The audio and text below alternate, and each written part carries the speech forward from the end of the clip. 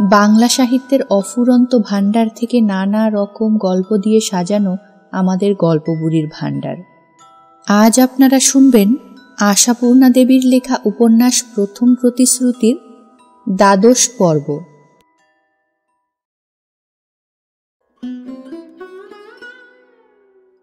ত্রিবেণীর ঘাটে এসেছিলেন রামকালী, রোগী দেখতে নয়, যোগে গঙ্গা স্নান করতে। একাই আস্ত একটা পারানি নৌকা ভাড়া করেছিলেন স্নানের জন্যে। 5 জনের সঙ্গে ঠেলাঠেলি করে নৌকা বোঝাই হয়ে যেতে রামকালী ভালোবাসেন না, দরকার হলে একাই ভাড়া করেন। আগে অবশ্য এমন একা নৌকা ভ্রমণ সহজ হতো না, কারণ রামকালী যোগের স্নান করতে ত্রিবেণী যাচ্ছেন কি কাটোয়া যাচ্ছেন কি নবদ্বীপ যাচ্ছেন টের পেলে সত্যবতী একেবারে নাছোড়বান্দা হয়ে পেয়ে বসত। পায়ে পায়ে ঘুরে কাকুতি মিনতি করা মেয়েকে রামকালী এড়াতে পারতেন না, সঙ্গে নিতেন। অগত্যাই নেরু আর পুণ্যি, ওদের ফেলে রেখে শুধু নিজের মেয়েকে নিয়ে কোথাও যাবেন এমন দৃষ্টিকটু কাজ রামকালীর পক্ষে সম্ভব নয়। ওরা যেত, রামকালী জলে সাবধান করতেন, আর স্নানের শেষে ঠাকুর দেবতা দেখিয়ে নিয়ে ফিরতেন। ঘাট আর পথ, নৌকা আর মন্দির প্রাঙ্গণ মুখর হয়ে উঠত ছোট্ট একটা বাক্যবাগীশ মেয়ের বাক্যস্রোতে।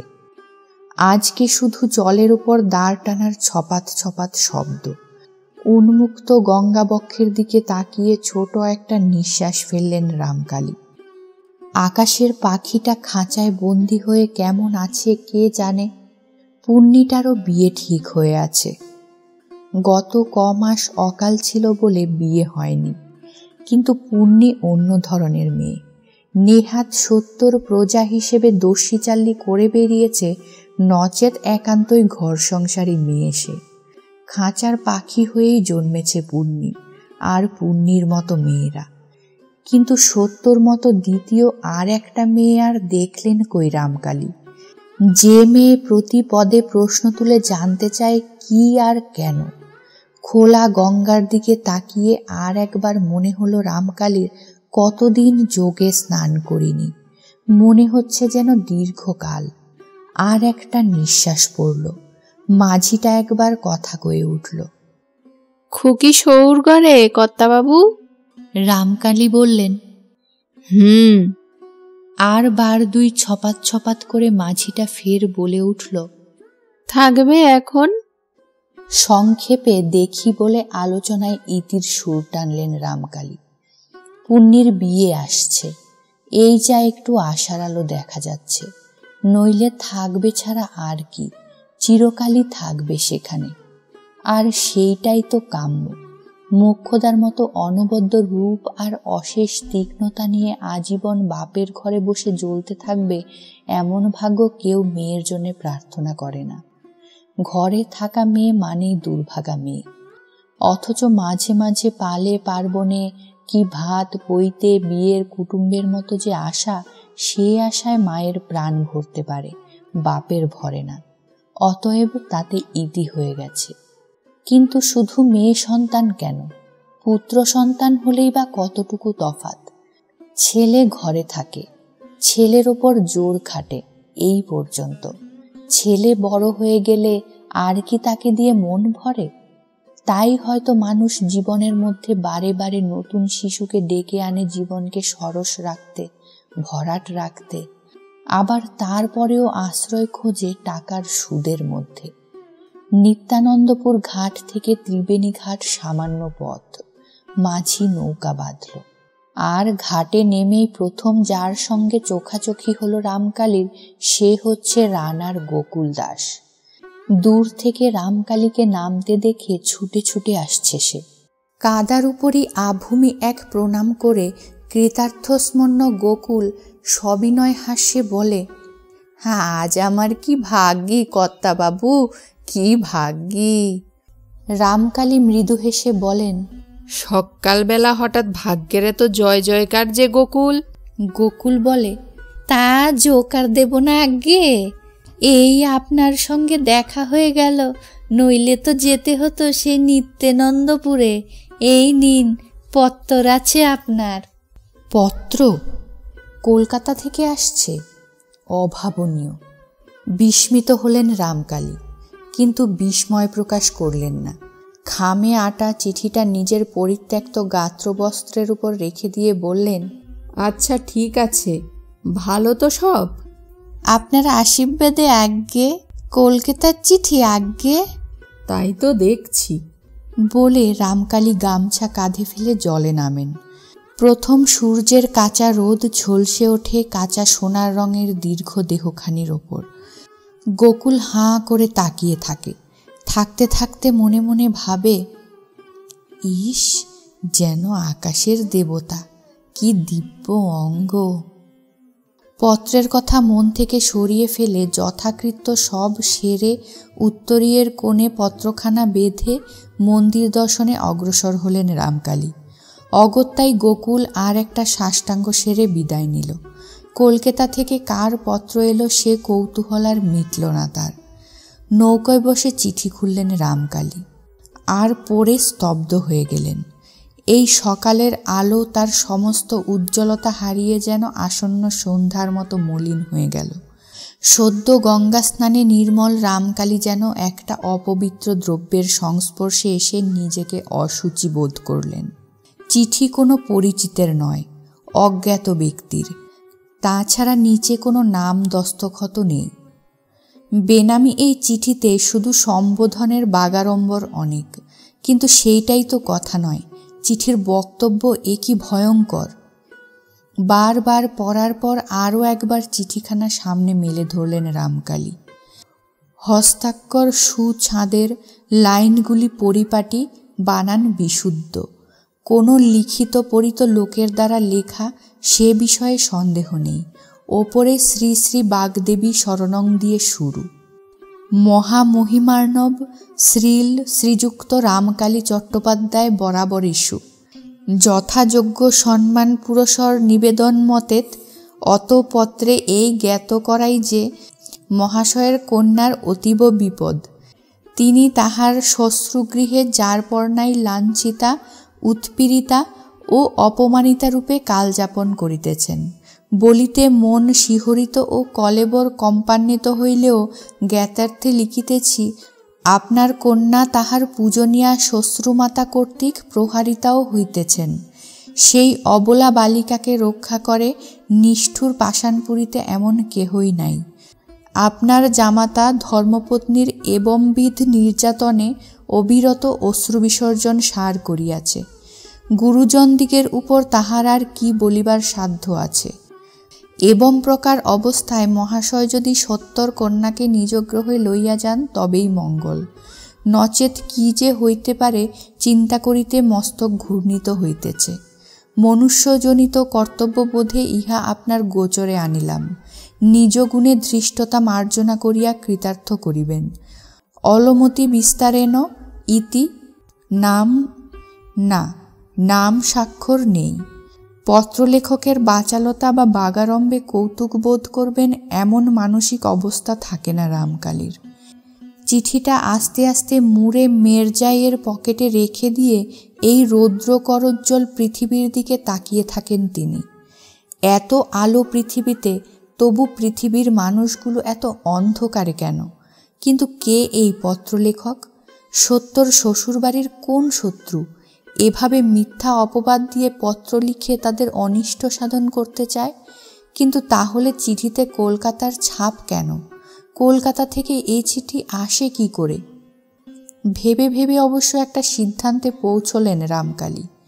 পত্রলেখকের অবশ্যই কলকাতায় যাতায়াত আছে এবং নিজেকে গোপন রাখতে কলকাতার অবস্থানকালে পত্র প্রেরণ করেছে। তবু একটা সমস্যা থেকেই যায়। পত্রের মধ্যস্থিত ওই বিভৎস সংবাদটা সত্যি না শত্রুপক্ষের মিথ্যা রটনা? রামকালী কি একেবারে নিজে গিয়েই তদন্ত করবেন না লোক পাঠাবেন?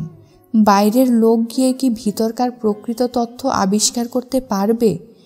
এক যদি কোনো স্ত্রীলোককে পাঠানো যায়, যারা 12 মাস রামকালীর সংসারে খেটে যায়, চিড়ে কোটানি, মুড়ি ভাজুনি ইত্যাদি, তাদেরই কারো একজনকে একটা সঙ্গী ও রাহা খরচ দিলে খবর এনে দিতে পারে। পল্লীগ্রামে সচরাচর এরাই এসব কাজ করে। কিন্তু রামকালীর ওদের কথা ভেবে চিত্ত বিমুখ হলো। কোনো খবর ওরা জানা মানেই 7খানা গ্রামের লোকের জানা। ঈশ্বর জানেন কি খবর আনবে, আর সেই নিয়ে সারা গ্রামে আলোচনা চলবে। মনে হলো সত্য যদি নিজে চিঠি লিখত। চিঠি লেখবার মতো বিদ্যে সত্য অর্জন করেছে, কিন্তু করে আর লাভ কি? পিত্রালয়ে নিজের খবর জানিয়ে চিঠি দেবে এমন সাধ্য বা সাহস তো হবে না। তবে আর মেয়েদের লেখাপড়া শিখে লাভ কি? বুকের মধ্যেটা কেমন মোচড় দিয়ে উঠল স্থিতপ্রজ্ঞ রামকালী কোবরেজের। চোখের সামনে ভেসে উঠল সত্যর সেই দৃপ্ত মুখচ্ছবি। সেই সত্য পড়ে মার খাচ্ছে এ যে বিশ্বাস করা একেবারে অসম্ভব। না না, এ মিথ্যা চিঠি, শত্রুপক্ষের কাজ। নইলে কেনই বা, ভাবলেন রামকালী, সত্যর ওপর নির্যাতন চালাবে কেনই বা? অকারণ এত হিংস্র কখনো হতে পারে মানুষ? তাছাড়া শুধু তো শাশুড়ি নয়, তার শ্বশুর রয়েছেন। হাজার হোক একটা ভদ্র ব্যক্তি, তার জ্ঞাতসারে এরকমটা হওয়া কখনোই সম্ভব নয়। আর বাড়ির লোকেরও অজ্ঞাতসারে যদি কোনো পীড়ন চলে, পাড়ার লোকে টের পাবে কি করে? আবার ভাবলেন রামকালী, সত্যবতী তাদের একমাত্র পুত্রবধূ। বিনা প্রতিবাদে রামকালী তাকে শ্বশুর ঘর করতে পাঠিয়ে দিয়েছেন। তার সঙ্গে ঘর বসত হিসেবে প্রচুর সামগ্রী পাঠিয়েছেন, যাতে অন্তত শাশুড়ির মন ভোলে। তবু তারা সত্যকে নির্যাতন করবে? তাই কখনো সম্ভব? বললে দোষ, ভাবতে বাধা নেই। মেয়ের বিয়ের সময় ঘটক আনিত নানা পাত্রের মধ্যে এই পাত্রটিকেই পছন্দ করেছিলেন রামকালী, কেবলমাত্র তাদের পরিবারের লোক সংখ্যা কম বলে। সেই শৈশব থেকেই লক্ষ্য করেছেন তার মেয়ে জেদি, তেজি, অনমনীয়। বৃহৎ গোষ্ঠীর অনেকের মন জুগিয়ে চলা হয়তো তার পক্ষে সহজ হবে না, সে বোধ রামকালীর ছিল। তাই ভেবেছিলেন এইখানেই ভালো। বাপের একমাত্র ছেলে, দোষ কি? সত্যও তো তার বাপের একমাত্র মেয়ে। ঘর জামাইয়ের স্বাদ একেবারেই ছিল না রামকালীর। শুধু এইটুকু মনে মনে ভেবেছিলেন ছেলেটা যেন নেহাত রাঙামূলো না হয়, লেখাপড়ার একটু ধার যেন ধারে। তা সে স্বাদটুকু মিটেছিল রামকালীর, মিটছিল। জামাই তখনই ছাত্রবৃত্তি পাস, টোলে সংস্কৃত শিখছে। তারপর লোক পরম্পরায় শুনেছিলেন জামাই নাকি ইংরেজি ভাষা শিখতে উদ্যোগী হয়েছে। শুনে সন্তুষ্ট হয়েছিলেন রামকালী। নিজে সামনে উপস্থিত না হলেও জামাইয়ের খবর তিনি লোক মারফত নিতেন, এবং এটুকু জেনে নিশ্চিন্ত ছিলেন ছেলেটা কুসঙ্গে মেশে না, বদখেয়ালের দিকে যায় না। সবই তো একরকম ছিল, হঠাৎ একই বিনা মেঘে বজ্রপাত। অবশেষে আবার ভাবলেন এ শত্রুপক্ষের কাজ। কিন্তু মনের মধ্যে যে আলোড়ন উঠেছিল সেটাকে একেবারে চেপে ফেলে নিশ্চিন্ত হয়ে থাকতে পারলেন না রামকালী। স্থির করলেন তিনি একবার নিজেই যাবেন বেহাই বাড়ি। মান খাটো হবে? তা যেদিন জামাইয়ের হাঁটু ধরে কন্যা সম্প্রদান করেছেন সেদিনই তো মান গেছে। সেকালের মতো তো রামকালী মেয়েকে স্বয়ংবরা করে রাখতে পারেননি। তাছাড়া একেবারে অকারণ জামাই বাড়ি যাওয়ার অগৌরবটা পোহাতে হবে না। পুণ্যির বিয়েকে উপলক্ষ করে মেয়ে নিয়ে আসতে চাইবেন, সেই সঙ্গে জামাই বেহাইকেও নিমন্ত্রণ করে আসা হবে। রামকালী নিজে গিয়ে নিমন্ত্রণ করছেন, এর চেয়ে সৌজন্য আর কি হতে পারে? ত্রিবেণী থেকে ফিরে রামকালী দিনতারিণীর কাছে সংকল্প ঘোষণা করলেন, মনে করছি একবার বারুইপুর যাব। বারুইপুর? সত্যর শ্বশুর বাড়ি? দিনতারিণী চমকে উঠে বললেন, কেন হঠাৎ? সত্যর কোনো রোগব্যামো হয়নি তো? কি আশ্চর্য, রোগব্যামো হবে কেন? ভাবছি পুণ্যিটার বিয়ে হয়ে যাবে, তারপর দুজনের কবে দেখা সাক্ষাৎ হয় না হয়, গলাগলি বন্ধু দুটোতে। বিয়ের আগে কিছুদিন একসঙ্গে থাক। দিনতারিণী ছেলের মুখের দিকে তাকিয়ে থাকেন। এত সহজ ভাষা, এত সহজ কথা রামকালীর মুখে। ছেলেকে তো তিনি পাথরের ঠাকুর আখ্যা দেন। সহজ কথা, তবু রামকালীর মুখ থেকে উচ্চারিত হয় বলেই কেউ সহজভাবে নিতে পারে না। মুখ্যদা খড়খড়িয়ে বলেন, এ আর অমনি নয়, লিখি পড়ি উলি বিদ্যাবতী মেয়ে, নিঘাত লুকিয়ে বাপকে চিঠি লিখেছে, বাবা আমায় নিয়ে যাও, আর ঘুমটা দিয়ে থাকতে পাচ্ছি নে। শিবজয়া আনতমুখী ভুবনেশ্বরীর দিকে কটাক্ষপাত করে কাতর কাতর মুখে বলেন, আমার কিন্তু তা মন নিচ্ছে না ঠাকুরজি, মনে হচ্ছে কোনো কুখবর আছে, রামকালী চাপছেন। বলা বাহুল্য, এরপর আর ভুবনেশ্বরীর ডুকরে কেঁদে ওঠা ছাড়া গতি থাকে না। ভুবনেশ্বরীর একমাত্র অন্তরের সুহৃদ, অসমবয়সী এবং অসম সম্পর্ক হলেও ভাইপো বউ সারদা। কিন্তু এমনি কপালের দুর্দৈব ভুবনেশ্বরীর যে সারদা আজ 4 মাসকাল বাপের বাড়ি। দ্বিতীয় সন্তানের আবির্ভাব ঘোষণাতেই তার এই পিতৃগৃহে স্থিতি।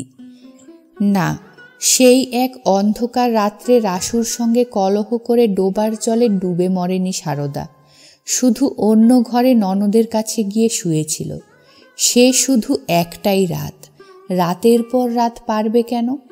শ্বশুরবাড়ির বউয়ের রাতটুকুই তো মরুভূমিতে সরোবর, মৃত্যুপুরীর মধ্যে জীবন। যত বড় দুর্জয় মানই হোক, সে মান খাটো না করে উপায় থাকে না তাদের। সকলেরই তাই। রাত্রে ভুবনেশ্বরীরও কান্নার বেগ অসম্বরণীয় হয়ে ওঠে। রামকালী অপর চৌকি থেকেও সেটা টের পান। কিছুক্ষণ ঘুমের ভান করে চুপচাপ থাকলেও শেষ পর্যন্ত আর চুপ করে থাকা সম্ভব হয় না। মৃদুস্বরে বলেন, অকারণ কাঁদছ কেন? বলা বাহুল্য, এ প্রশ্নে যা হয় তাই হলো। কান্নার আবেগ আরো প্রবল হলো। রামকালী বললেন, ছেলে মানুষই করো না, এসো কাছে এসো, কান্নার কারণটা শুনি। ভুবনেশ্বরী চোখ মুছতে মুছতে উঠেই এলো। এসে স্বামীর বিছানার এক প্রান্তে বসে চোখে আঁচল ঘষতে লাগলো। রামকালী ক্ষুব্ধ স্বরে বলেন, তুমিও যদি ওই সব গিন্নিদের মতো হও তাহলে তো নাচার। অপরাধের মধ্যে বলেছি পুণ্যির বিয়ে উপলক্ষে সত্যকে কিছুদিন আগেই আনবো। নিজে গেলে আর ওরা অমত করতে পারবে না, কিন্তু এই সহজ কথাটা না বুঝে সবাই মিলে এমন কাণ্ড করছো যে মনে হচ্ছে বুঝি কি একটা অমঙ্গলই ঘটে গেছে। আশ্চর্য। তা কিছু নয়, মেয়েটার জন্য প্রাণটা উতলা হচ্ছে, তাই। হচ্ছে ঠিকই, হওয়াও স্বাভাবিক। তোমার একমাত্র সন্তান, কিন্তু কান্নাকাটি করলেই তো আর কিছু সুরাহা হয় না। মায়ের প্রাণ উতলা হয়, বাপের প্রাণই কি একেবারে কিছুই হয় না? ভুবনেশ্বরীর পক্ষে এ কথার জবাব দেওয়া সম্ভব নয়। অপ্রতিভ হয়ে বসে থাকে বেচারা। একটু পরে রামকালী বলেন, যাও ভগবানের নাম স্মরণ করে শুয়ে পড়োগে, দেখি যদি নিয়ে আসতে পারি। ভুবনেশ্বরী সহসা আবার কেঁদে ভেঙে পড়ে বলে, আমার মন বলছে ওরা পাঠাবে না। রামকালী আর কিছু বলেন না, দুগ্গা দুগ্গা বলে পাশ ফিরে শুয়ে পড়েন। ভুবনেশ্বরী অনেকক্ষণ কেঁদে অবশেষে এসে শোয়। পরদিন মেয়ের বাড়ি যাত্রার আয়োজন করেন রামকালী। ইংরেজি পড়া আপাতত বন্ধ আছে, কারণ ভবতোষ মাস্টার গ্রামে নেই। ছাত্রদের জন্য সেকেন্ড বুক সংগ্রহ করতে কলকাতায় গেছে। নবকুমারের তাই এখন অনেক অবসর, কিন্তু হায়, অবসরকে কুসুমমণ্ডিত করে তুলবে এই ভাগ্য নবকুমারের কই। বাড়িতে যে দুদণ্ড বিশ্রাম সুখ উপভোগ করবে, খাবে মাগবে থাকবে, তারও জো নেই। সেখানে জাগন্ত অবস্থায় যতক্ষণ থাকে ততক্ষণ ভয়ে হৃদকম্প হতে থাকে তার, কিন্তু ঘুমন্তই বা থাকে কতক্ষণ। রাত্রে এখন আর সেই মহিষ বিনিন্দিত ঘুম নেই নবকুমারের। বিছানায় শুয়ে ঘুম আসে না, ওঠে বসে পায়চারি করে, জল খায় আবার শোয়, এইভাবে অনেকটা সময় কাটে। দিনের বেলা কর্মহীনের কর্ম, নিষ্কর্মার গতি, পুকুরে ছিপ ফেলা। বন্ধু নিতাই আর সে দুজনে সারা দুপুর সেই কাজটা করে, আজও করছিল। ফাতনা থেকে চোখ তুলতে হঠাৎ চোখ পড়ল নিতাইয়ের। বলল, অমন বাহারি পালকি করে কে আসছে বল দেখি। নবকুমার তাকিয়ে বলল, তাই তো, দিব্যি পালকিখানা, তবে আসছে না বোধ হয়, গা পার হচ্ছে বলল। কিন্তু দুজনের একজনও চোখ ফেরাতে পারল না। আর কম্পিত চিত্তে ভীত পুলকে দেখল পালকি তাদের দিকেই আসছে। নবকুমার বলল, ছিপ ফেলে রেখে চোঁচা দৌড় দিয়ে আয়। নিতাই সবিস্ময়ে বলে, কেন, পালাবো কেন? আমার মন বলছে এ পালকি নিত্যানন্দপুরের। চিনিস বুঝি? চিনব কেন, অনুমান, মেয়ে নিতে পাঠিয়েছে নির্যশ। নিতাই, আমি পালাই। নিতাই ওর কোচার খুঁট চেপে ধরে বলে, পালাবি মানে? হেস্তনেস্ত দেখবি না? আর একটু তর্কাতর্কি হয় দুই বন্ধুতে। এবং সত্যি বলতে নবকুমার যতই পালাবার চিন্তা করুক, নড়তেও পারে না। টিকটিকির শিকারী দৃষ্টির সন্মোহনী শক্তিতে আকর্ষিত কীটের মতো নির্জীব হয়ে বসে থাকে। পালকি এই দিকেই আসছে। আরোহীর নির্দেশে বেহারারা এখানেই নামায় এবং আরোহী না নেমেই হাতছানি দিয়ে ডাকেন ওদের। ঘাটের ধার থেকে দুজনেই উঠে আসে কোচার খুঁটটা গায়ে টেনে দিতে দিতে। তোমরা এই গ্রামের? ভরাট গম্ভীর এই কণ্ঠসুরে বুক কেঁপে ওঠে দুজনেরই। এবং যদিও নবকুমার শ্বশুরকে চেনে না, বিয়ের সময় তাকিয়ে দেখেও নি, দুবার ষষ্ঠী বাটায় নেমন্তন্ন করেছিল, অশোকের ছুতো করে যায়নি, ভয়েই যায়নি। তবু তার মন বলতে থাকে, এ সেই। হ্যাঁ, রামকালী। তিনি ওদের ঘাড় নাড়া উত্তরের পর আবার বলেন, এ গ্রামের ছেলে না ভাগিনেও? নিতাই এগিয়ে এসে বলে, আজ্ঞে, আমি ভাগিনেও। শ্রীযুক্ত কৃষ্ণধন দত্ত আমার মাতুল। আমার নাম নিতাই চন্দ্র ঘোষ। আর এ বারুজ্জে বাড়ির ছেলে নবকুমার বারুজ্জে, আমার বন্ধু। নবকুমার বারুজ্জে? রামকালীর দুই চোখে একটা বিদ্যুতের আভা খেলে যায়। নিশ্চিন্ত হন, অনুমান ঠিক। আর একবার ভালো করে আপাদমস্তক দেখে নেন ছেলেটার। দেখে নেন ওর মেয়েলি মেয়েলি দুধে আলতা গোলা রং, আলতা গোলা ঠোঁট, আর রোদে ঝলসানো টুকটুকে লাল রাঙা মুখ। তারপর নেমে আসেন পালকি থেকে, গম্ভীরতর স্বরে বলেন, আমি রামকালী চাটুজ্জে। বসে পড়বার একটা সুযোগ পেয়েই বোধ হয় বেঁচে যায় ছেলে দুটো। তাড়াতাড়ি বসে পড়েই রামকালীর চরণ বন্দনা করে। থাক থাক বলে উভয়ের মাথাতেই একটু হাতের স্পর্শ দিয়ে রামকালী একবার নিতাইয়ের দিকে দৃষ্টিক্ষেপ করে নবকুমারকে উদ্দেশ্য করে বলেন, এ যখন তোমার বন্ধু, তখন এর সামনে কথা বলতে বাধা নেই।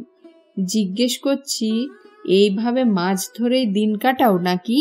নবকুমারের থুতনি বুকে ঠেকে, কিন্তু কায়স্থ বংশধর নিতাই, ওর থেকে অনেকটা চটপটে চৌকস আর নির্ভীকও বটে। সে তাড়াতাড়ি বলে, না আজ্ঞে, অন্যদিন দুপুরবেলা আমরা মাস্টারের বাড়ি পড়তে যাই, আজ তিনি। কি পড়তে যাও? নবকুমার পিছন থেকে প্রবল চিমটি কেটে বন্ধুকে নিষেধ করে যাতে ইংরেজি পড়াটার কথা না বলে ফেলে। বলা যায় না ম্লেচ্ছ ভাষা অধ্যয়নের সংবাদে ক্ষেপে ওঠে কিনা এই ভয়ঙ্কর লোকটা। ভয়ঙ্কর অন্তত নবকুমারের তাই লাগছে। কিন্তু নিতাই নিষেধের মান্য রাখে না, বরং একটু বিনয় আচ্ছাদিতে গর্বিত ভঙ্গিতেই বলে, আগে ইংরেজি। ইংরেজি? তা বেশ, কত দূর পড়েছ? ফার্স্ট বুক সেকেন্ড বুক সারা হয়ে গেছে আজ্ঞে, এখন। ভালো, শুনে খুশি হলাম। তা আজ পড়তে যাওনি যে? প্রশ্নটা নবকুমারকে, তবু উত্তরটা দেয় নিতাই। মাস্টার মশাই বই আনতে কলকাতায় গেছেন। কলকাতায়? ও, যাক বাবাজি, তোমার সঙ্গে একটা কথা আছে। জানতে চাইছি, গ্রামে তোমাদের কোনো শত্রু আছে? শত্রু? নবকুমার বিহ্বলভাবে তাকিয়ে থাকে। কোনো শত্রু? এলোকেশীর মতে তো গ্রাম শুদ্ধ সকলেই তাদের শত্রু।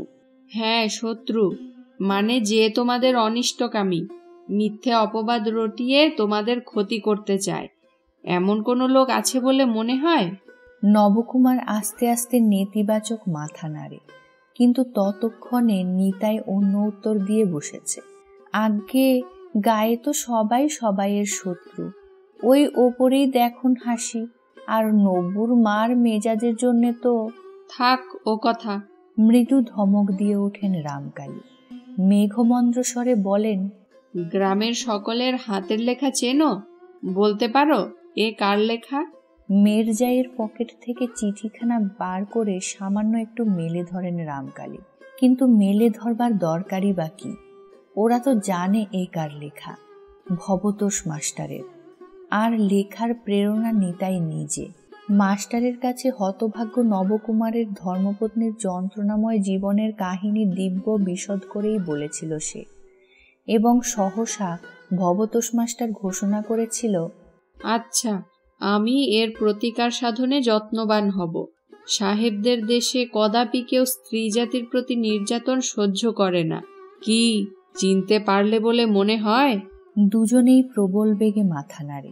বলা বাহুল্য নেতিবাচক।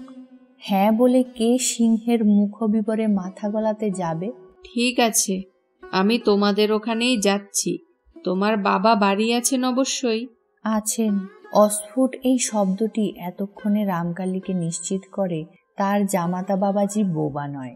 পালকি বেহারাদের ডেকে জনান্তিকে কি যেন নির্দেশ দিয়ে রামকালী বলেন, চলো, এটুকু তোমাদের সঙ্গে হেঁটেই যাই।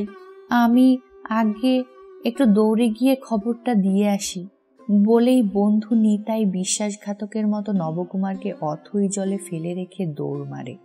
রামকালী কয়েক পা অগ্রসর হয়ে সহসা স্বভাব বহির্ভূত স্বরে একটা প্রশ্ন করে বসেন, আমার মেয়ে কি তোমাদের গৃহে কোনো উৎপাত ঘটাচ্ছে? আজ্ঞে, সে এ কি? তোতলা হয়ে ওঠে নবকুমার। না, তাই প্রশ্ন করছি। সে বালিকা মাত্র, অবুঝ হওয়া অসম্ভব নয়। আজ্ঞে, না না। কাল ঘাম ছুটে যায় নবকুমারের। সে গায়ের একমাত্র আচ্ছাদন কোচার খুঁটটুকু টেনে কপালের ঘাম মুছতে থাকে। রামকালী মৃদু হাস্যে বলেন, অধীর হবার কিছু নেই।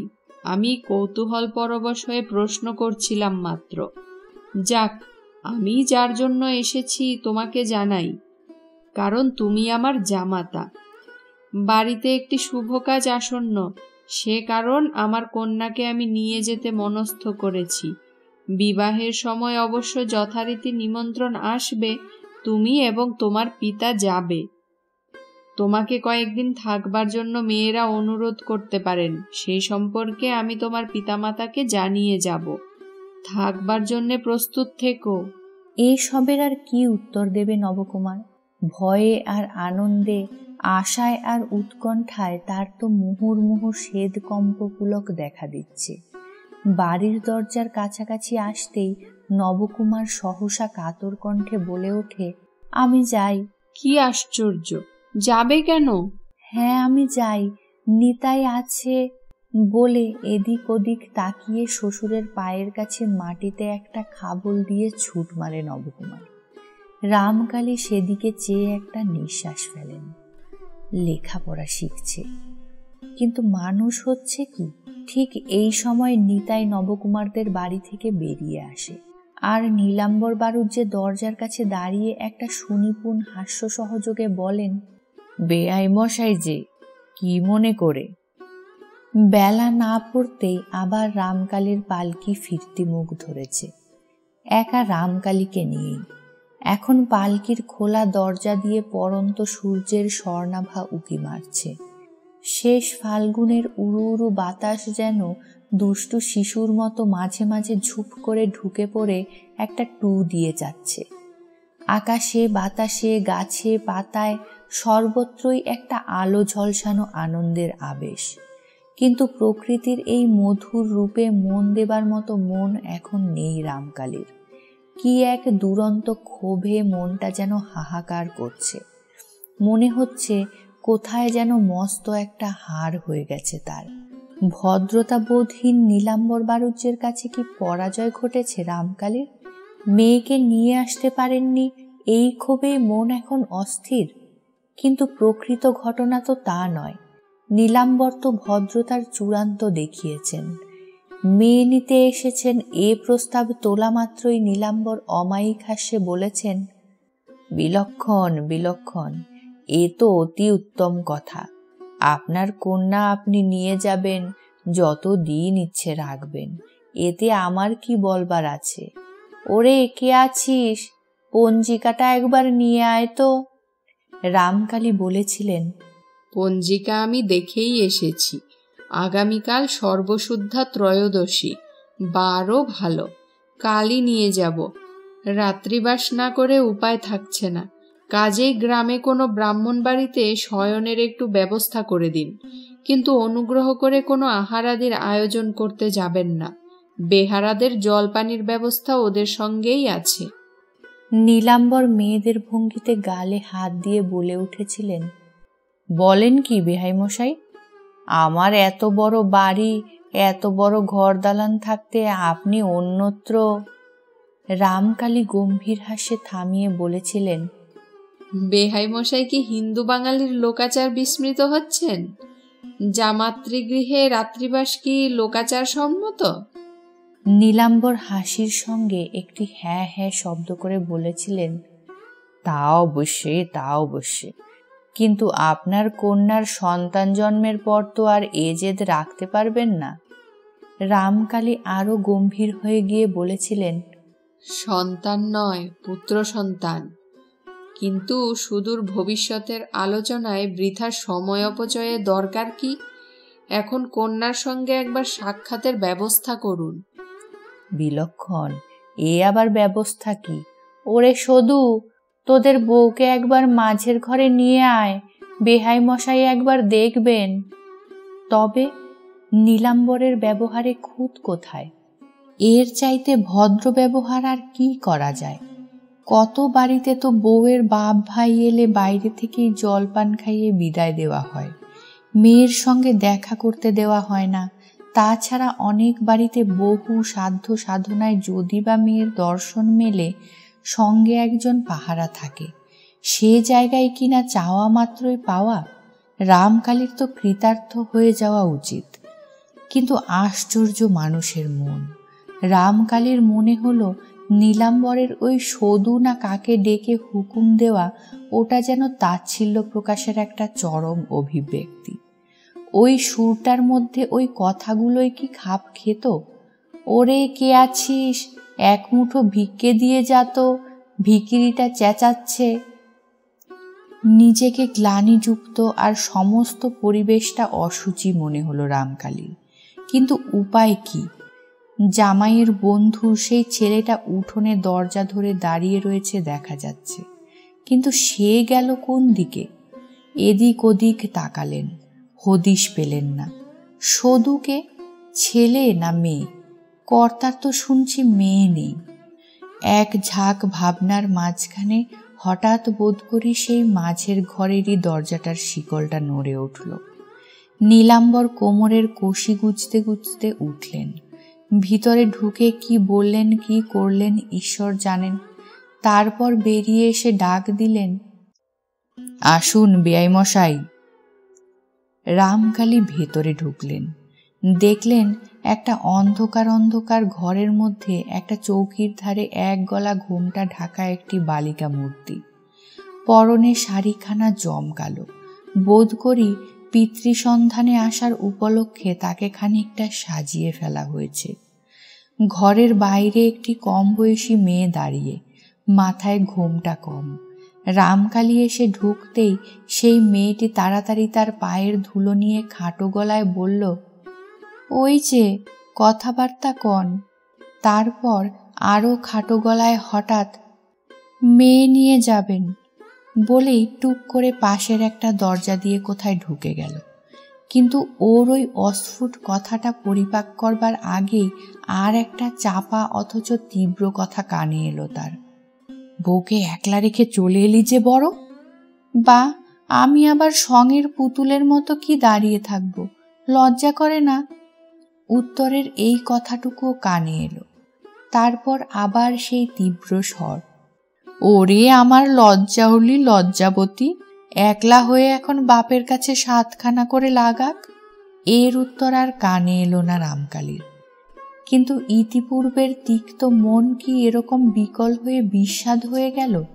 কন্যা সন্দর্শনের প্রথম আনন্দটাই শিথিল হয়ে গেল।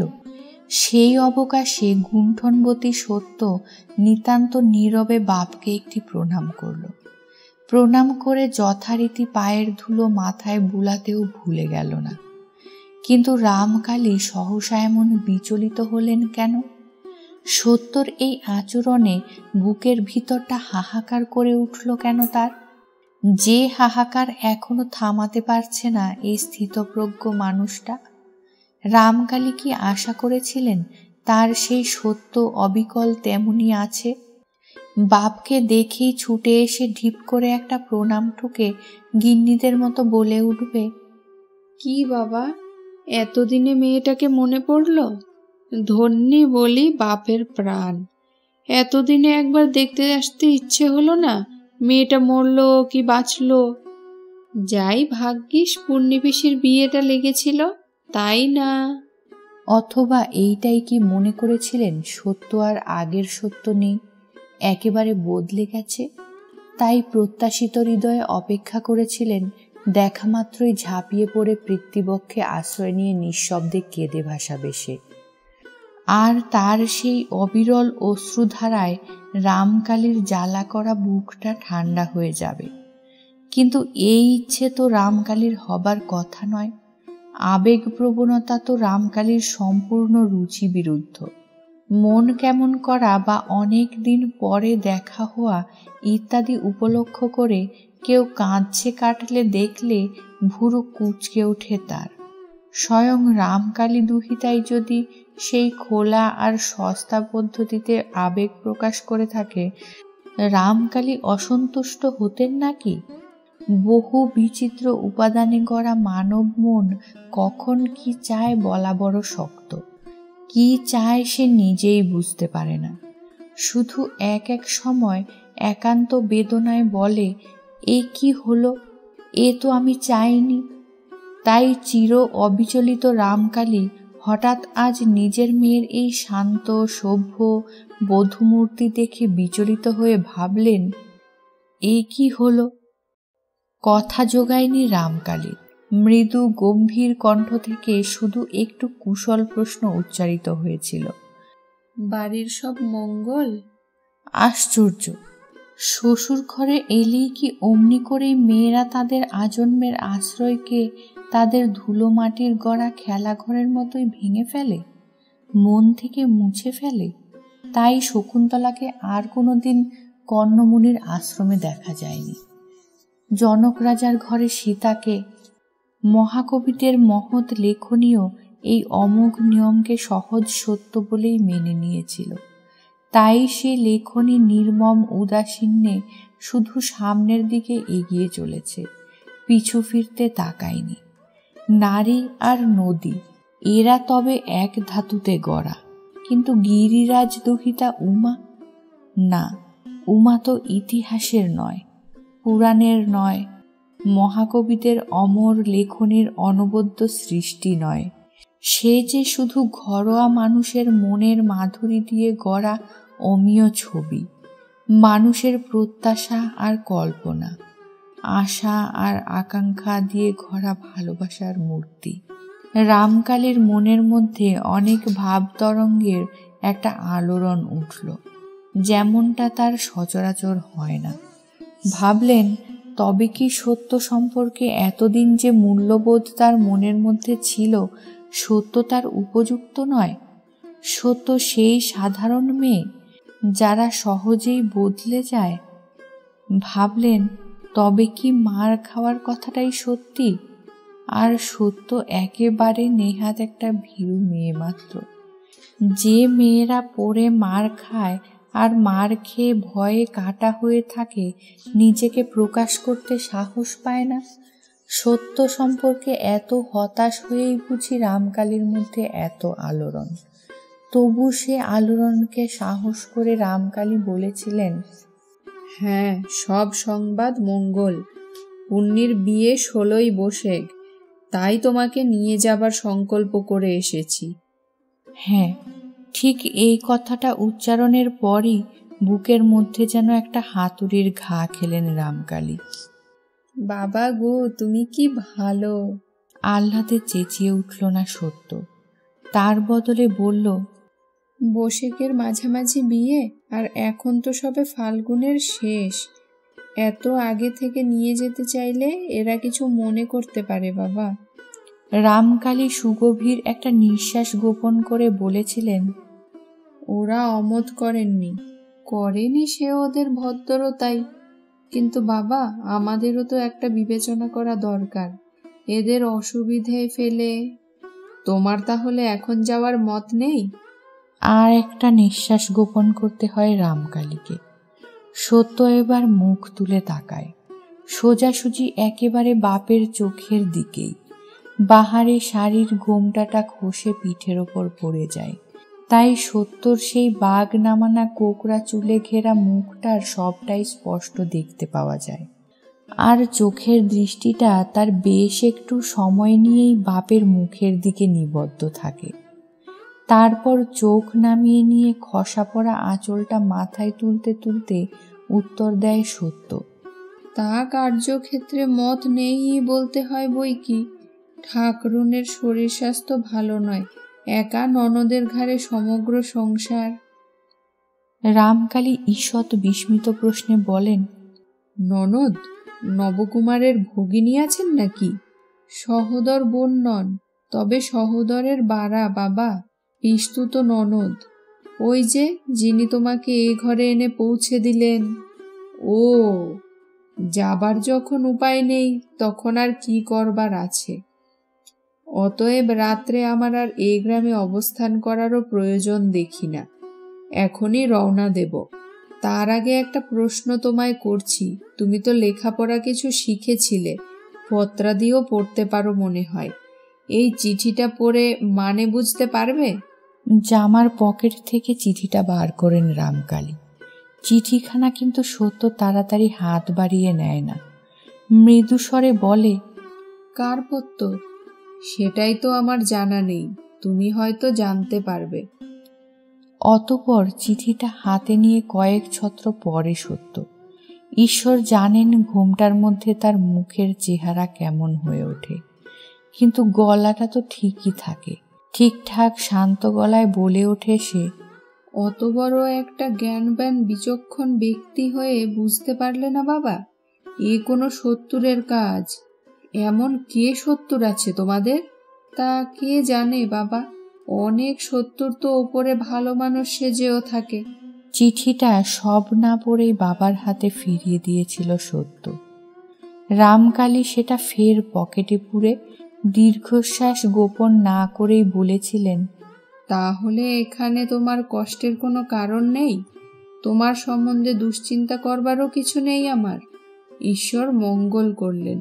তাহলে এই কথাই বলে সান্ত্বনা দিতে পারবো তোমার মাকে। মা, এই পত্তরের বিষয়ে মা জানেন? না, তিনি অবশ্য জানেন না কিছু, তবে মেয়ে মেয়ে করে একটু উতলা হয়েছেন তো। যাক, তোমার প্রতি যে কোনো দুর্ব্যবহার হয় না, এইটাই শান্তির বিষয়। আর বিশ্বাস করব তুমি ঠিক কথাই বলছো। সত্য আর একবার তেমনি মুখ তুলে তাকায়। এবার যেন ভয়ঙ্কর একটা অভিমানের ছায়া ভর্ৎসনার মতো ফুটে ওঠে সে চোখে। তারপর চোখ নামে, মৃদু আর দৃঢ় কণ্ঠে বলে সত্য, পেতল কাঁসার ঘটি বাটিটাও একত্রে থাকলে মধ্যে মধ্যে ঠোকাঠুকি লাগে বাবা। আর এ তো জলজ্যান্ত মানুষ, একেবারে ঠোকাঠুকি লাগে না, লাগবে না এ কথা কি জোর করে বলা যায়? তবে এটুকু বিশেষ মেয়ের প্রতি রেখো বাবা, কোনো অন্যায়ই সে করবেও না, সইবেও না। তারপর রামকালী চলে এসেছিলেন। সত্য আর এক দফা প্রণাম করেছিল, কিন্তু এখানেই তো হতি নয়। মেয়েকে না নিয়েই যে চললেন বেয়াই মশাই, এ প্রশ্নের উত্তর দিতে হয়েছিল রামকালীকে। আর মিথ্যা কথা বানিয়ে বলতে না পারার জন্যে বিদ্রূপ হাস্যরঞ্জিত বিস্ময় প্রশ্নও শুনতে হয়েছিল। সত্যর শ্বশুর সেই তার মেয়েলি ভঙ্গিতে গালে হাত দিয়ে বলেছিলেন, বলেন কি বেয়াই মশাই, মেয়ে বাপের ঘরে যেতে চায় না? এ যে বড় তাজ্জব কথা শোনালেন দেখছি। নিজের জন্যেও ততটা নয়। রামকালীর মনে হয়েছিল কুকুরের কামড় হাঁটুর নিচে, কিন্তু সত্যর শ্বশুর সম্পর্কে যে তার ওই প্রবাদটা সহজেই মনে আসতে পারল, এটাও তো কম গ্লানির কথা নয়। আশ্চর্য, ওদের ব্যবহারে বিনয় আর সৌজন্য প্রকাশের ঘটা তো কম ছিল না। তবু কেন রামকালীর ওদের স্থূল অমাজিত মনে হয়েছিল? জামাইটা অবশ্য নেহাত বোকা বোকা, প্রকৃতি কেমন কে জানে। তা সেই তো মাত্র একবার দেখা দিয়েই উধাও হয়ে গেল। বন্ধুটাকে তো আবার দেখলেন, কিন্তু জামাইকে নয়। বন্ধুটা যে সত্যর শ্বশুরবাড়ির প্রতি শ্রদ্ধাশীল নয় তা বেশ বোঝা যাচ্ছে। শ্রদ্ধার যোগ্যই নয় ওরা। তবু আর একবার বুকটা কেমন মুচড়ে উঠল রামকালীর। তবু সেই শ্বশুরবাড়ির সঙ্গে দিব্যি মিশে গেছে সত্য। এমন মিশে গেছে যে শাশুড়ির শরীর স্বাস্থ্যের অজুহাতে বাপের বাড়ি যাওয়ার প্রলোভন ত্যাগ করল। সুযোগ পেয়েও বাপের বাড়ি যেতে চাইল না। এরকম মেয়ে রামকালী কি তার এতখানি জীবনে এর আগে কখনো দেখেছেন? অথচ ঠিক বোঝাও যাচ্ছে না তাকে। হয়তো তাকে আর কোনোদিনই বোঝা যাবে না। রামকালীর মেয়ে রামকালীর কাছ থেকে অনেক দূরে চলে গেছে, হয়তো আরও অনেক অনেক দূরে চলে যাবে। সেই সত্যকে আর কোনোদিনই খুঁজে পাওয়া যাবে না। চির নিঃসঙ্গ রামকালীর অন্তরের একটি মাত্র ছোট্ট সঙ্গী, রামকালীর আকাশের আলো ঝিকমিকে ছোট্ট একটি তারকা চিরদিনের মতো হারিয়ে গেল। হঠাৎ চিন্তায় ছেদ পড়ল। চোখে পড়ল পালকির পাশ দিয়ে বেহারাদের সঙ্গে তাল মিলিয়ে আর একটা মানুষও দৌড়চ্ছে। কখন থেকে দৌড়চ্ছে? হঠাৎ কোথা থেকেই বা এলো? কিছু বলতে চায় নাকি? রামকালী বেহারাদের আদেশ দিলেন থামাতে। আর তারপরই নজরে পড়ল এ সেই নিতাই, তার জামাইয়ের বন্ধু। কি খবর? কিসের একটা প্রত্যাশায় রামকালীর মুখটা উজ্জ্বল হয়ে উঠল। কি ভাবলেন তিনি? তার সত্যবতী কি আবার বাপকে ফিরিয়ে আনতে ডাক দিয়েছে? এখন কেঁদে ফেলে বলবে, মেয়ের মুখের কথাটাই তুমি দেখলে বাবা, তার অভিমানটা দেখলে না? একবার না করেছি তো রাগ দেখিয়ে চলে গেলে। অনেকগুলো কথা মনের মধ্যে হুড়োহুড়ি করে উঠল। তবু সংযত কণ্ঠেই প্রশ্ন করলেন রামকালী, কি খবর? নিতাই হাঁপাচ্ছিল। একটু জিরিয়ে নিয়ে বলে, বাচালতা মার্জনা করবেন তালুই মশাই, বলতে এসেছি এ কি করলেন? মেয়ে নিতে এসে খালি হাতে ফিরে যাচ্ছেন? বারুজ্জে মশাইয়ের কাছে হেরে গেলেন? রামকালীর মুখ লাল হয়ে ওঠে। কষ্টে আত্মসংবরণ করে বলেন, বাচালতা মার্জনা করা শক্ত হচ্ছে। বুঝেছি, কিন্তু বড় আশায় হতাশ্বাস হয়েই ছুটে এসেছি। আপনার কন্যাকে নিয়ে গেলেন না বটে, কিন্তু এরপর আর হয়তো মেয়েকে জীবিত দেখতে পাবেন না। হয়তো আত্মঘাতী হয়ে। মেয়ে তো আপনার ভাঙে তো মচকায় না। সহসা রামকালী ভারী চাপা গলায় প্রবল একটা ধমক দিয়ে ওঠেন। দেখতে তো বেশ ভদ্র সন্তান বলে মনে হচ্ছে, প্রকৃতি এমন ইতরের মতো কেন? ইতরের মতো? নিতাই বিহ্বলভাবে তাকিয়ে থাকে। রামকালী স্বভাব গম্ভীর স্বরে বলেন, অপর গৃহের কুলবধূ সম্পর্কে কোনো আলোচনা ইতরতারই নামান্তর। বেশ। নিতাই অভিমান ক্ষুব্ধ মুখে মাথা নিচু করে বিদায় প্রণাম করে বলে, আর কি বলবো বলুন? তবে একা আমি আস্পর্ধা করিনি, আপনার জামাই নবকুমারী। ঢোকিলে বলে নিতাই, সে বলেছিল চোখের সামনে স্ত্রী হতে দেখব, প্রতিকার করব না, তাই আমি। নিতাই আস্তে আস্তে চলে যায়। রামকালী স্তব্ধ হয়ে সেদিকে তাকিয়ে থাকেন। আত্মমর্যাদা বিসর্জন দিয়ে রামকালী ওকে ফিরে ডাকবেন, কিন্তু ডেকে তারপর আদ্যপান্ত ঘটনা জেনে নিয়ে ফের আবার ছুটবেন জামাই বাড়ি। তারপর আবার তাদের বলবেন, না আমার ভুল হয়েছে, মেয়ে বালিকা খামখেয়ালের বসে কি বলেছে সে কথা কথাই নয়, ওকে নিয়ে যাব। আচ্ছা তারপর যদি সত্য আবার বলে, সে কি বাবা, আবার ফিরে এলে কি বলে, আমি তো বলেছি এখন যাওয়া হবে না, তখন তখন কি করবেন রামকালী? সত্যর ওই কথার পর বলবেন, পাগলি মেয়ে, পাগলামি রাখ, তোর মা তোকে না দেখে কেঁদে দিন কাটাচ্ছে। বলবেন, তোকে না নিয়ে একা ফিরতে আমার প্রাণটা হাহাকার করছে। বলবেন, না তা নয়, আত্মমর্যাদাকে আর কত বিসর্জন দেবেন রামকালী? তোলো পালকি। বেহারাদের হুকুম দেন রামকালী। তারা যথারীতি গৃহাভিমুখেই চলতে থাকে, আর রামকালী বিস্ময়ে মুখ হয়ে বসে থাকেন সেই একক পালকিতে। ধীরে ধীরে বিস্ময়ের ধূসরতা ফিকে হয়ে আসে, কার্যকারণের চেহারাটা চোখে ভেসে ওঠে। নীলাম্বর বারুজ্যের কাছে হেরে যাননি রামকালী, হেরে গেছেন আপন আত্মজার কাছে। বুদ্ধির খেলায় রামকালীকে পরাজিত করেছে সত্য, বাপের কাছে প্রতিপন্ন করেছে শ্বশুরবাড়িতে সুখে আছে সে, সন্তোষে আছে। তাই শ্বশুরবাড়ির কর্তব্যের কাছে বাপের বাড়ির তীব্র মধুর আকর্ষণও তুচ্ছ করতে পারা অসম্ভব হলো না তার। জীবনের বিনিময়েও বাপের শান্তি বজায় রাখবে সত্য। আর রামকালী সত্যর সেই কৌশলে বিভ্রান্ত হলেন, অভিমানে অন্ধ হলেন, আপন অহংকার নিয়ে ফিরে এলেন। আর এখন ফিরে যাওয়া যাবে না, অপেক্ষা করতে হবে ন্যায্য সময়ের জন্যে। পূর্ণির বিয়ের তারিখ ঘেঁষে কুটুম্বের মতো আসবে সত্য, আসবে যদি ততদিন বেঁচে থাকে। চোখ দুটো হঠাৎ লঙ্কার ঝাল লাগার মতো জ্বলে উঠল।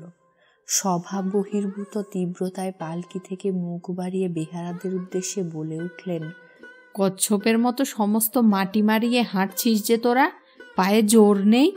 চিঠিখানা যে সত্তরের রটনা, এই কথাটা নেহাত ভুল নয়। বউকে এলোকেশী নিত্যপ্রহারে জর্জরিত করেন, এ বললে এলোকেশীর প্রতি অন্যায় অবিচার করা হয়। মেরেছিলেন সেই একদিনই, বউয়ের চুল বাঁধতে বসে। অবশ্যই একটু আঁশ মিটিয়েই মারবেন বলে উঠোনের রোদে মেলে দেওয়া জ্বালানি কাঠ থেকে একখানা তুলে এনেছিলেন, কিন্তু সে কাঠ আর বউয়ের পিঠে ভাঙবার সুখ তার হয়নি। সর্বনেশে সৃষ্টি ছাড়া বউ হঠাৎ ঝট করে কাঠখানা হাত থেকে কেড়ে নিয়ে বেশ মজবুত গলায় বলে উঠেছিল, দেখো গুরুজন আছো, গুরুজনের মতো থাকো, শিরোধার্যে রাখবো, নচেত তোমার ললাটে দুঃখ আছে। আমাকে তুমি চেনো না, তাই ভেবেছ আমার ওপর যা খুশি করবে, সে বাসনা ছাড়ো। কথা শেষ হতেই এলোকেশী হঠাৎ মরা কান্না কেঁদে উঠে পাড়ার লোক জড়ো করেছিলেন। তারপর তো সে এক হৈ হৈ কাণ্ড, রই রই ব্যাপার। কিন্তু সত্যকে আর সে রঙ্গমঞ্চে দেখা যায়নি। পাড়ার 5 জনের বিস্ময়োক্তিকে শুধু থামিয়েছিল। নতুন ফাগুনের গরমে মামিটার মাথাটা গরম হয়ে উঠেছে বলেছিল অবশ্য নেপথ্যে ডেকে নিয়ে গিয়ে চুপি চুপি, জনে জনেই বলেছিল। তারপর মামিকে চুপি চুপি বলেছিল, সাপের ন্যাজে পা দিতে যেও না মামি, বউটি তোমার যেমন তেমন নয়। এলোকেশী সদুকে ন ভূত ন ভবিষ্যতি গালমন্দ করে চিৎকার করে জানিয়েছিলেন, আচ্ছা ওই বউকে তিনি মাথা মুড়িয়ে ঘোল ঢেলে গায়ের বার করে দিতে পারেন কি না দেখবে গা শুদ্ধ সবাই। কিন্তু আশ্চর্য, কার্যক্ষেত্রে আর তা করে উঠতে পারলেন না। কিন্তু আশ্চর্য, এই কথার পিঠে বউ সদুকে উদ্দেশ্য করে বেশ স্পষ্ট গলায় বলে দিয়েছিল, ঘরের বউকে মাথায় ঘোল ঢেলে গায়ের বার করে দিলে যদি গায়ের কাছে তোমাদের মুখোজ্জ্বল হয়, তো তা করতে বলো ঠাকুরজি তোমার মামিকে। তবে বিবেচনা করে দেখতে বলো, তা করলে কার গায়ে ধুলো দেবে লোকে। এলোকেশী তেরে এসে বলেছিলেন, তবে আয়, তোকে আজ কেটে রক্তগঙ্গা করে নিজে ফাঁসি যাই। বউ মানুষের এত কথা। সত্য নিঃশব্দে রান্নাঘরের দাওয়া থেকে মাছ কাটবার বড় বটিটা তুলে এনে এলোকেশীর দিকে বাড়িয়ে দিয়ে বলেছিল, তাই তবে করো, তখন তো আর আমি দেখতে আসবো না কার মুখটা পুড়ল। আশ্চর্য, এই ঘটনার পরই এলোকেশী যেন নিথর হয়ে গিয়েছিলেন। আর একটিও বাক সরেনি তার মুখ থেকে। কিছুক্ষণ সেই বটিখানার চকচকে ফলাটার দিকে তাকিয়ে থেকে আস্তে আস্তে সরে গিয়েছিলেন। আর তদবধি তর্জন গর্জনের পথ থেকে সরে এসে বাক্যালাপ বন্ধর পথ ধরে চলেছিলেন এলোকেশী, এবং তলে তলে ক্রমাগত নীলাম্বরকে মন্ত্রণা দিচ্ছিলেন বউয়ের গহনাগাটি সব কেড়ে নিয়ে কোনো ছলছুতোয় বাপের বাড়ি পাঠিয়ে দিতে। একবার পাঠিয়ে দিতে পারলে জীবনেও আর ওই সর্বনেশে জাহাবাজ মেয়েকে ফিরিয়ে আনবেন না। একবার পাঠিয়ে দিতে পারলে জীবনেও আর ওই সর্বনেশে জাহাবাজ মেয়েকে ফিরিয়ে নিয়ে আসছেন না। কিন্তু ছলছুতো খুঁজতে খুঁজতে দিন গড়িয়ে যাচ্ছিল। হঠাৎ এমনি সময় রামকালীর আবির্ভাব। হাতে চাঁদ পেয়েছিলেন এলোকেশী, এবং নিশ্চিন্ত ঠিক করে ফেলেছিলেন এই সূত্রে বউকে জন্মের শোধ বিদায় দেবেন। কারণ ইত্যবসরে আরেকটি মেয়ে এলোকেশীর দেখা হয়ে গেছে। বয়স 7-8, ধরন ধারণ খুব নিরীহ। সর্বোপরি তার বাপ প্রতিশ্রুতি দিয়েছে চীনে সোনার গহনায় মেয়ের সর্বাঙ্গ মুড়ে দেবে। ওই মহামন্ত্রটি স্বামীকে অনবরত জপিয়েছেন এলোকেশী। অতএব এক কথায় রাজি হয়েছিলেন নীলাম্বর বউ পাঠাতে। স্বপ্নেও ধারণা করতে পারেননি বউ নিজে বেঁকে বসবে। রামকালী চলে যেতে এলোকেশী পতির প্রতি জ্বলন্ত কটাক্ষ করে বললেন, বুঝলে বুঝলে কত বড় জাহাবাজ ধরিবাজ মেয়ে, বলিনি তোমায় আমি ও মেয়ের হাড়ে ভেলকি খেলে। নীলাম্বর বলেন, দেখছি বটে। তাহলে বলো, ওই বউ নিয়ে ঘর করতে হবে আমায়? একে তো ওই লক্ষ্মীচারী সৌদিকে নিয়ে হাড়ে হাড়ে জ্বলছি, তার সঙ্গে আবার ওই বউ, আর দুটিতে মিলে কত। আরও ওই জন্যেই বউকে কুলোর বাতাস দিয়ে বিদায় করতে চাই। আর আরও একটা কথা, চুপি চুপি বলেছিলেন এলোকেশী, এখনো ঘরে দিইনি তাই? ওই ছক্কা পাঞ্জা বউ যেই স্বামীকে হাতে পাবে সেই তো একেবারে জয় করে নেবে। আর কি আমার নবু আমার থাকবে? তার থেকে আমার বকুল ফুলের ওই দেওরঝিটা হাবাগোবা মতন আছে। কিন্তু বেয়াই যখন চলে গেলেন তখন কিন্তু আর নীলাম্বর এ কথা বলতে পারলেন না। ভালো চান তো মেয়েকে নিয়ে যান মশাই, নইলে কুলোর বাতাস দিয়ে বার করে দেব। নীলাম্বরের একটা ত্রুটি আছে, বুকের পাটাটা তার যতই থাক মুখের জোরটা কম। এলোকেশী গালে মুখ চড়িয়ে বললেন, কি বলবো, ব্যয় বেটা ছেলে, তার সঙ্গে তো আমার কথা কওয়া সাজে না। নইলে একবার দেখে নিতাম সে বা কত বড় ঘুঘু, আর ওই বাপ সোহাগী বেটি বা কত হারামজাদি। বউয়ের সঙ্গে কথা বন্ধ ছিল, সে পণ আর রাখতে পারলেন না এলোকেশী। সত্য যেখানে বসে পান সাজছিল সেখানে তেড়ে গিয়ে বললেন, বাপ নিতে এসেছিল, গেলি না যে বড়। সত্য একবার চোখ তুলে চোখ নামিয়ে পান মোড়ায় মন দিল। কি কথার উত্তর দিলি না যে বড়? গেলি না কেন বাপের সঙ্গে পিসির বিয়েতে? সত্য মৃদু গম্ভীরভাবে বলে, বিয়ের তো এখনো দেরি। তা বাপ তো আদিক্ষেতা করে নিতে এসেছিল। বাবার কথায় ওরকম অচ্ছেদ্যা করে কথা কইবে না বলে মোড়া পানগুলো ডাবরে ভরে ভিজে ন্যাকড়া ঢাকা দিয়ে ধীর মন্থর গতিতে উঠে কুলুঙ্গিতে তুলে রাখে সত্য। এলোকেশী রাগে দিশেহারা হয়ে বোধ করি আর কোনো কথা খুঁজে না পেয়েই বলেন, সর্বনাশী লক্ষ্মীছাড়ি, কি ভেবেছিস তুই? বাপের ঘরে যাবি না, চিরকাল আমার বুকে বসে দাঁড়িয়ে ওপরাবি? সত্য একবার ফিরে তাকিয়ে শাশুড়ির দিকে একটি অন্তর্ভেদী দৃষ্টি নিক্ষেপ করে বলে, তার সর্বনাশকে যখন কুলোডালা দিয়ে বরণ করে ঘরে এনেছ তখন চিরকাল তার বোঝা বইতে হবে বই কি। নবকুমার খবরটা পেল ভগ্নদূতের কাছে। নিতাই বলে গেছে, তোর শ্বশুর আমাকে শুধু ভস্ম করতে বাকি রেখেছে। কিন্তু নিতাইয়ের কথাগুলো নবকুমার গায়ে মাখল না। নির্যাতিতা ধর্মপত্নীকে নির্যাতন থেকে উদ্ধার করবার সাধু সংকল্প নিয়ে নবকুমার অসমসাহসিক কাজ করেছিল। কিন্তু রামকালী ফিরে যাবার পর হঠাৎ নিজের মনের দিকে তাকিয়ে আবার বিস্ময়ে হাঁ হয়ে গেল নবকুমার। আশ্চর্য! সত্যবতীর যাওয়া হলো না দেখে তার মনের মধ্যে যেন একটা পুলকের ঢেউ উথলে উঠছে। নবকুমার এই রহস্যের কিনারা করতে পারল না। কিন্তু নবকুমারের জন্য যে আরও কি অদ্ভুত রহস্য তোলা ছিল তা কি সে দণ্ডখানেক আগেও ভেবেছিল? রাত খুব বেশি নয়, সন্ধে রাত্রির। এলোকেশী যথারীতি বিছানায় গিয়ে আশ্রয় নিয়েছেন, আর নীলাম্বর যথারীতি রাত সফরে বেরিয়েছেন।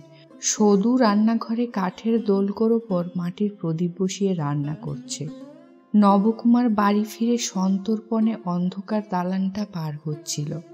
হঠাৎ পাশের ঘরের দরজার কাছ থেকে একটা চাপা মৃদু অথচ দৃঢ় গলায় কে বলে ওঠে, একটু দাঁড়াতে হবে। নিজের কানকে বিশ্বাস করতে পারে না নবকুমার, এবং দাঁড়িয়ে যে পড়ে সেটা আদেশ পালনার্থে নয়, চলন শক্তি হারিয়ে ফেলে বলেই পড়ে।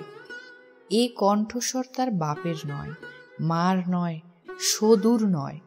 অতএব বাড়িতে আর কে আছে নবকুমারের স্বপ্নলোকবাসিনী ছাড়া? অন্ধকারে কেউ কাউকে স্পষ্ট দেখতে পায় না, শুধু গলাটাই শোনা যায়। নিত্যানন্দপুরে চিঠি পাঠিয়েছিল কে আমার দুঃখ কাহিনীর ব্যাখ্যা না করে? বলা বাহুল্য, নবকুমার দারুমূর্তিতে পরিণত, আর দারুমূর্তির কথা কইবার ক্ষমতা থাকা সম্ভব নয়। উত্তর নেই যে? কি বলবো? স্পষ্ট উত্তর দেবে। আমার বাবাকে চিঠি দিয়েছিল কে? এ কণ্ঠের প্রশ্নে নিরুত্তর থাকা নবকুমারের সাধ্যাতীত। কষ্টে বলে, আমার সঙ্গে কথা কইছ, কে কমনে দেখে ফেলবে। আচ্ছা, সে চিনতে আমার। কথাটার উত্তর ফাঁকি না দিয়ে হক জবাবটা দাও। নবকুমার ঢোক গিলে ঘাড় চুলকে ঘেমে টেমে বলে, আমি চিঠির কথা কি করে জানবো? কিসের চিঠি?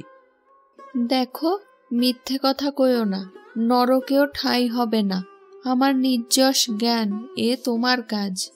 সহসা নবকুমারের স্বামিত্ব, প্রভুত্ব এবং পৌরুষ ধিক্কার দিয়ে ওঠে তাকে।